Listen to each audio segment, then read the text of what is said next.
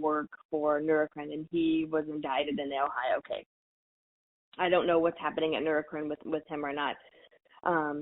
Denise Printeva was someone who was also at Avanir and came over.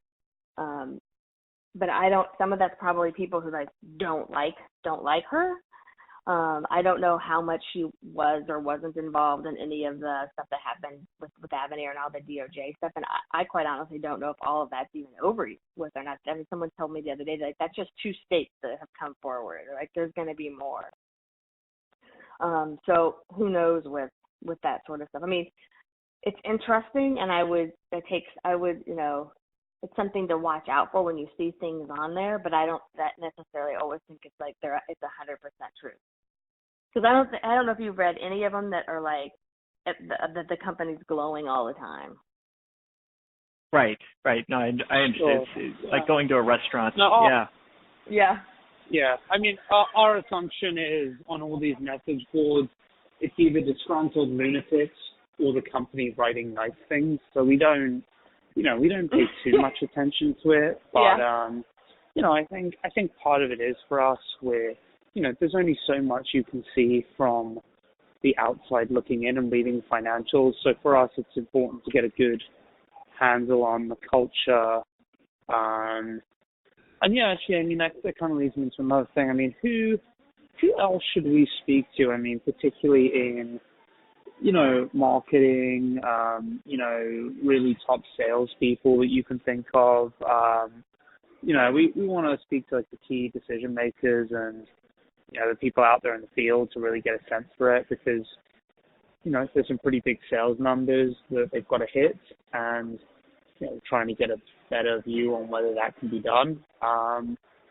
Who would you recommend that we speak to that's maybe no longer at the company? There was a gentleman who just left. His name is, and he was doing some of the Ingress work. Art, I think his last name is Ink, E-N-K, I believe. It might be under, if you look him up under LinkedIn, it might be under Arthur. And he was doing a lot of the Ingress work. Okay. Anyone else? Also, there's a managed market. I always have to look people up. He was in charge of managed markets, and he left a little bit ago to go to Eurovan. Let me just find him. I always forget. I'm terrible with people's names. His name was Scott DeNoble. He had a pretty good handle on being able to give you a better idea of managed markets wise.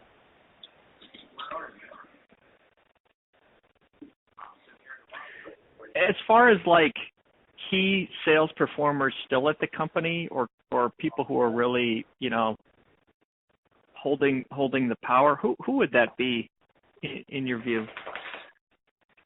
Well, definitely your chief commercial officer, right? Eric Benovich for sure. Okay. I would probably, your head of sales is Tom Grady. And then it's your area sales directors. And they used to have 3. So the name you bring up, Denise Printeva, is definitely one of them.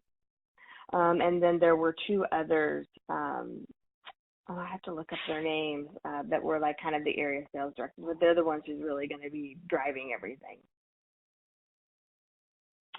Okay, so then those area sales directors, then they have all the reps in their region roll up to them.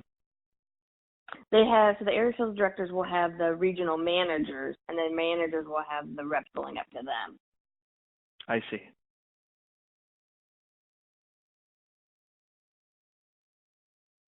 Okay, great.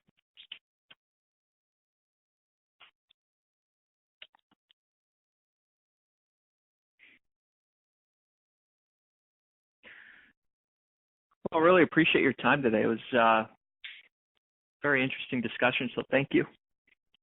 Of course, yeah, of course. And I don't know how much you're looking at their pipeline or not. Are you guys taking that part into consideration as well? Yeah, that would be interesting to get your thoughts on that aspect, if you wouldn't mind also. Yep. I mean, I think they have some interesting things in the pipeline. I think their rare disease product